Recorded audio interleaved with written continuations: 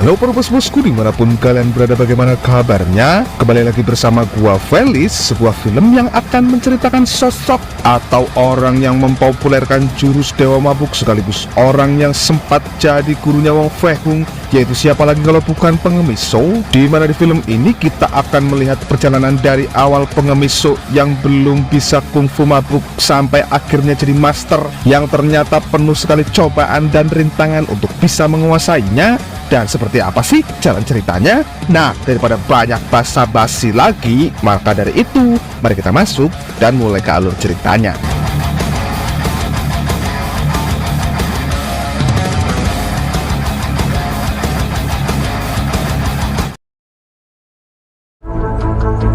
Qing 同治元年进攻面圣。 Berlatar belakang di era kekuasaannya dinasti Qing, kisah diawali dengan diperlihatkannya sekelompok orang terpilih yang akan dipilih oleh kaisar atau raja untuk menjadi jenderal baru untuk memimpin tentara kerajaan, di mana dari sekian banyak orang yang masuk nominasi ada dua kategori yang unggulan berkat adanya orang dalam.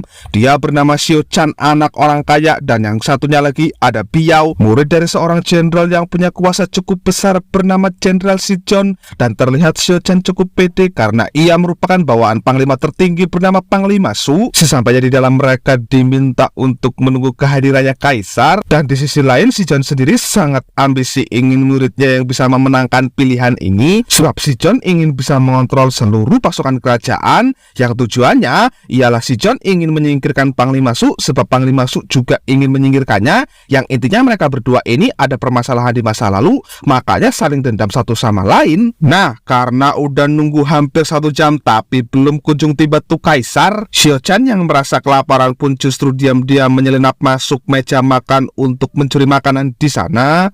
Dimana saat ada pasukan datang, Xiao Chan langsung bersembunyi di bawah meja, dan ternyata ada orang juga di bawah meja tersebut. Orang misterius ini ternyata adalah jenderal senior yang 2 hari lagi akan pensiun, yang jabatannya akan digantikan orang yang terpilih nanti, yang oleh karena sama-sama menganggap saling menuduh penyusup satu sama lain, mereka pun memilih jalan duel sebagai pilihannya, dan dengan ini pertarungan pun dimulai.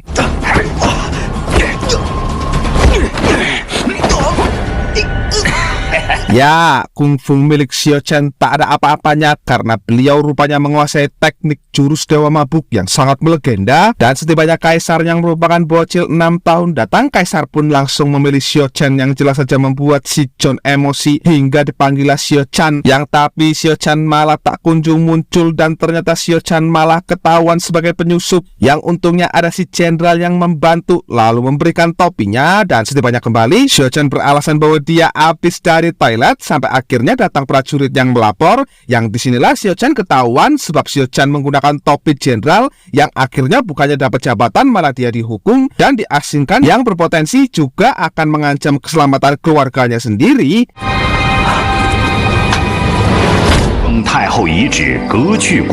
Nah, selang beberapa hari, jabatan jenderal tersebut jelas diberikan pada Biao, dan kini Si John tinggal memikirkan bagaimana cara untuk dapat membunuh Panglima Su tanpa diketahui. Dan tapi sebelum itu, Biao terlebih dahulu diperintahkan untuk membunuh keluarga Xiao Chan, ayah dan ibunya, sebab ternyata ayah Xiao Chan adalah penyokong materi Panglima Su, alias mereka adalah partner.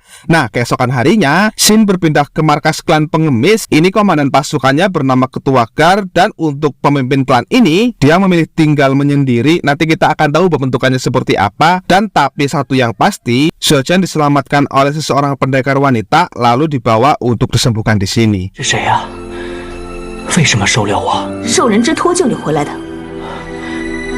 Entah siapa yang memerintahkan Cecilia untuk membawa Xiao Chan kemari. Yang pasti Cecilia ini bukan bagian dari klan Pengemis tapi bersahabat dengan klan Pengemis. Dan untuk sekarang Xiao Chan pun tidak bisa kembali ke istana sebab Xiao Chan merupakan buronan. Dan menurut kabar terakhir yang Cecilia dengar, rumah orang tua Xiao Chan juga udah terbakar habis. Dan menurut kabar, orang tua Xiao Chan pun juga sudah meninggal di dalamnya.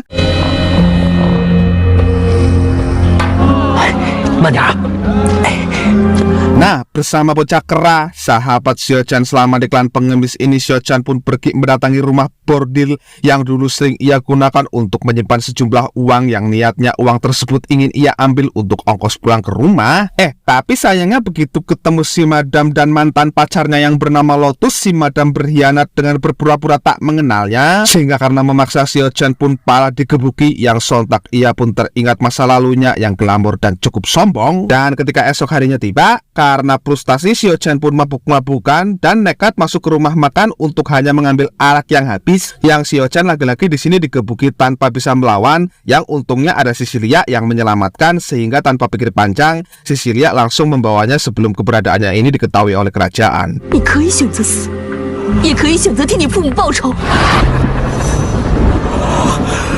Keesokan harinya, melihat Xiao Chan yang masih murung, bocah kera mencoba menghibur dengan menceritakan kisah hidupnya yang tak kalah kelam, di mana ia sejak kecil ternyata tak pernah melihat kedua orang tuanya. Dan cerita itu rupanya membuat Xiao Chan simpati, dan dari sini mereka sama-sama mengucap janji di hadapan Buddha untuk saling melindungi. Untuk kemudian tak lama dari atas muncullah Biao dan Lotus yang menertawainya, dan Xiao Chan yang masih diliputi rasa dendam jelas langsung melawannya, yang tapi karena tubuhnya masih lemah, Xiao Chan pun dengan mudah berhasil dikalahkan oleh Biao.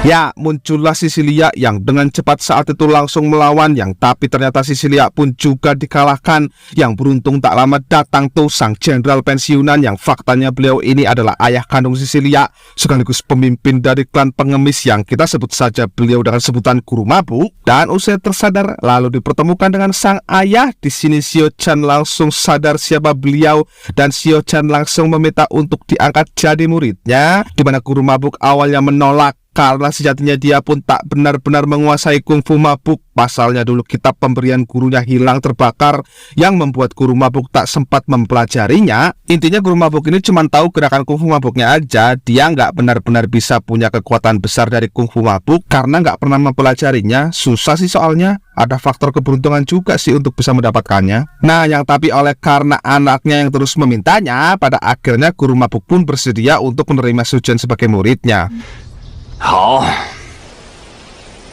Mendengar langsung dari mulut Biao tentang ciri-ciri orang yang tadi menyelamatkan Xiao Chan, si John langsung tahu bahwa orang tersebut ialah Guru Mabuk yang dulu sempat bertarung dengannya saat Guru Mabuk masih menjadi jenderal di istana.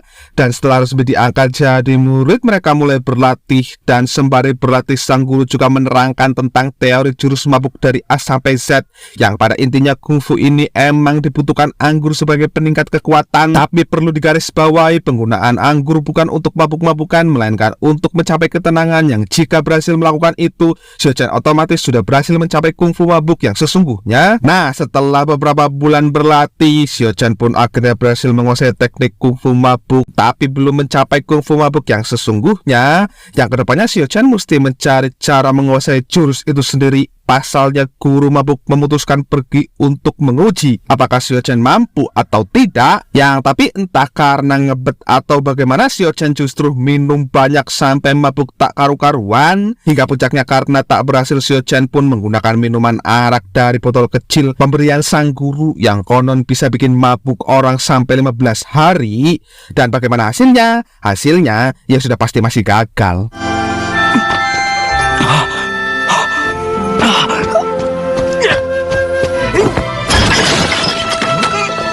Dan tidak ada angin, tidak ada hujan, atau hanya ingin cari muka, atau entah bagaimana, Biao tiba-tiba memberikan hadiah barang antik untuk si John, sekalian membawakan kolektornya yang konon punya senjata canggih, dan kita sebut saja Tuan Kolektor ini dengan sebutan Tuan Hong. Dan setelah memperkenalkan Tuan Hong, Biao langsung mengepung markas klan pengemis dan menyiksa ketua guard dan mengancam akan membunuh jikalau Xiao Chan tak muncul. Yang tapi tak lama muncul juga Xiao Chan, dan saat itu terjadi juga pertarungan di antara mereka.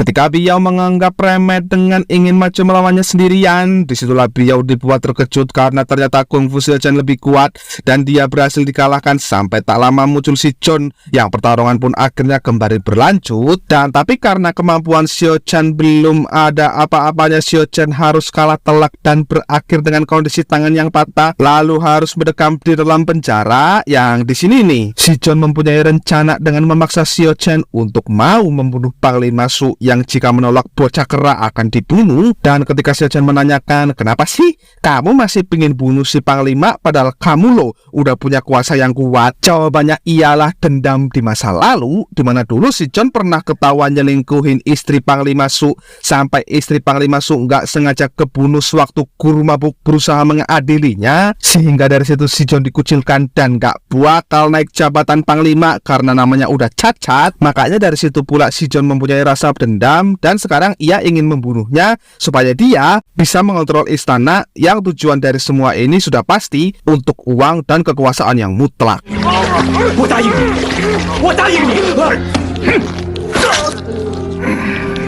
Karena tak punya pilihan lain, Xiao Chen pun terpaksa mengiyakan permintaan si John. Dan ketika mendapati klan pengemis telah hancur, lalu hanya ada ketua Gar saja yang tersisa. Sebelum tewas, ketua Gar mengatakan semua orang telah dipenjara. Lalu Xin dikembalikan lagi ke Xiao Chen. Tepat dimana saat itu hujan turun, lalu tiba-tiba Xiao Chen tersambar petir yang mengakibatkan ruhnya sempat keluar dan seakan sudah ditunjuk oleh dewa. Saat itu Xiao Chen berhasil menguasai kungfu mabuk seutuhnya, yang itu terbukti ketika ruhnya sanggup untuk menyentuh bola air yang entah dari mana datangnya.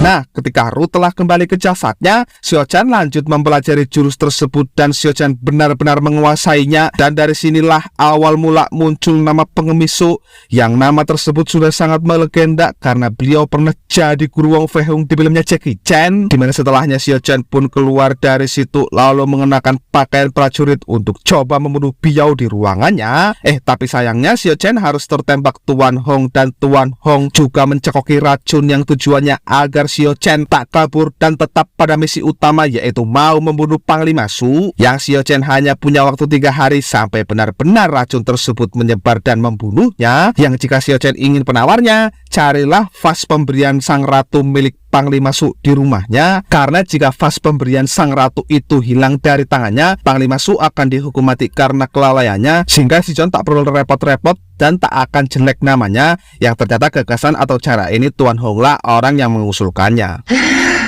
老奸巨猾，乃大不敬之罪，可问斩。 Tanpa buang-buang waktu, esok malamnya Xiao Chen bergerak untuk mencari di mana vas tersebut disimpan. Dan setelah berhasil dapat, saat itu Xiao Chen langsung keluar. Yang tapi saat itu juga Xiao Chen langsung disambut Biao dan pasukannya. Dan uniknya, tak lama datang juga tuh pasukan Panglima Su. Yang anehnya pasukan Panglima Su justru menyerang Biao, yang membuat Biao tewas. Yang untuk menghindari peperangan ini, Xiao Chen pun pergi menjauh ke rumah Sisilia. Yang tapi tanpa Xiao Chen sadari, si John ada dan mengikutinya untuk mengambil vas tersebut dari tangannya. 怎么是你？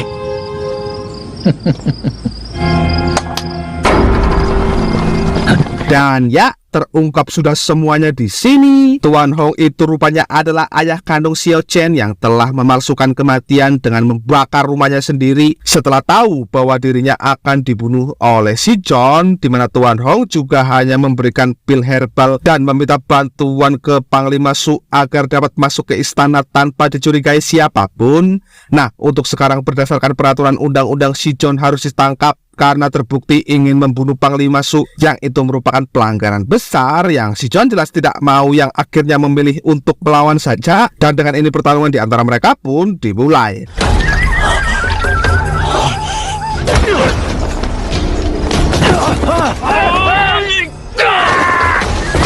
Setelah si John dibuat terluka, tak lama muncul Sisilia yang membuat si John menyandranya. Nah, dalam keadaan terdesak inilah Sisilia pun gunakan cara ini untuk bisa selamat dan